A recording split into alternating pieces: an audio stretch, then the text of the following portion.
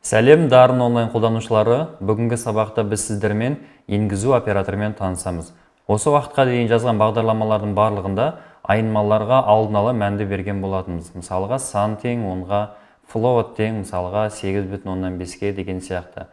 Енгізу операторын күнделікті өмірде байқауымызға болады. Мысалға Google аккаунтқа немесе Instagram немесе Facebookқа кірген кезде бізге логинді немесе парольді сырттан енгізуді талап етеді.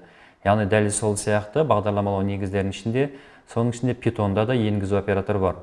Енгізу операторын біздің жағдайда input деп атайды. Input функциясы барлық жағдайда str типке айналдырады. Сіз мәтін жазсаңыз да оның типі str болады.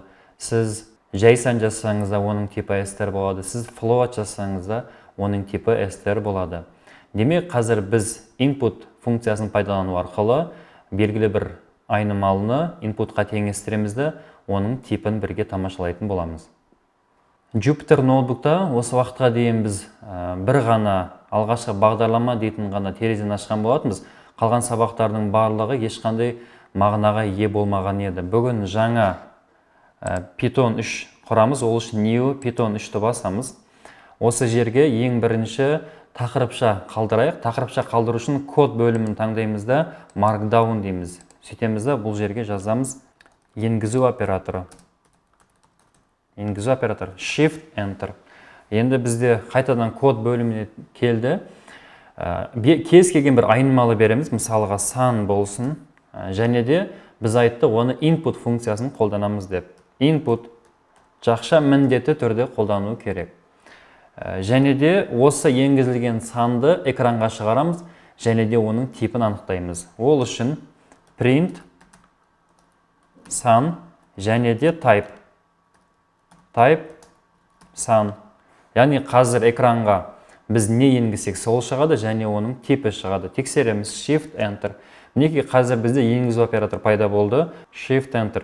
Мінекей 15 дейтін санды басамыз. 15 деген сан шықты, бірақ оның типі str. Яғни жаңа айтқанымызда енгізу оператор бізде әрқашанда str типқа айналдырады деп. Осы әрекетті тағы да in2-ні тағы да бір рет таңдаймызда run немесе shift enter'ді басамыз. 15,185 enter. 15,185 ол да бізде str типті беріп тұр. Тағы да тексереміз shift enter. Сәлем enter. Сәлем ол да str. Енгізу операторы көп жағдайда кеңес бере алады. Кеңес дегенді алдағы уақытта подсказка деп айтатын боламыз. Мысалға біз не енгізейін деп жатырмыз, сол жайында хабар беруге болады. Мысалға ай енгіз, немесе үлкен сан енгіз, немесе 10 мен 20-ның арасындағы санды енгіз деген сияқты подсказка немесе кеңес бере алады. Ол үшін input жақшасының ішіне тырнақшаға кез келген мәтінді жазамыз. Біздің жағдайда inputқа тырнақшаны ашамыз, екілік немесе бірлік тырнақша ашуға болады. Сан енгізіңіз тырнақша.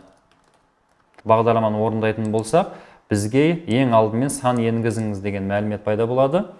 Осы жерге біз сан енгіземіз. Егер float десе, float енгізуіміз керек. Яғни өз-өзімізге біз кеңес немесе подсказка бере аламыз. 25.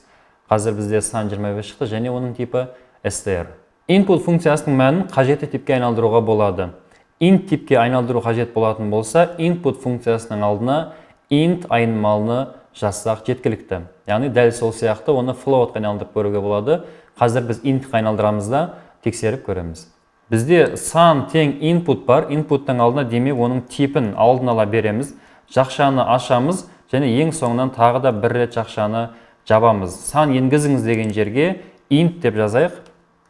Өзімізге түсінікті болу үшін. Int сан енгізіңіз. Тексереміз. Қазір біз сан енгіземіз және оның типін анықтаймыз. Егер барлығы дұрыс болатын болса, бізде int типті пайда болады. Run. 25. Enter. Мінекей 25, оның типі int. Дәл осылай оны floatқа да айналдыруға болады. Ол үшін int-тің алдына біз float деп жазамыз. Float. Енді жазамыз float енгізіңіз. Бізге түсінікті болу үшін shift enter. Float енгізіңіз 85,123 enter. Қазір мәні біздің 85,123-дің типі float. Осылай біз өзімізге қажетті типке айналдырсақ болады. Әрине байтқа да айналдырсаңыздар болады. Оның барлығымен алдағы уақытта танысатын боламыз. Яғни сабақ қорытындысын қазір екі сан енгізіп, математика ретінде оны қосып көреміз. Ол үшін сан 1 int input жақшаны ашамызда бірінші сан енгіз тырнақша көшіреміз. Бізде ол сан 2 болады. Екінші айнымалы екінші сан енгізіңіз. Үшінші бізде жауап тең сан 1 қосылған сан 2. Print экранға шығарамыз жауапты. Тексереміз. Shift Enter'да басатын болса, бірінші санды енгіз дейді 85, екінші санды енгіз дейді 15, Enter'да басатын болса, бізде 100 дейтін сан шықты. Бүгінгі сабақта біз сіздермен енгізу операторын және олардың типтерін өзіміздің қалаған типке айналдырумен таныстық.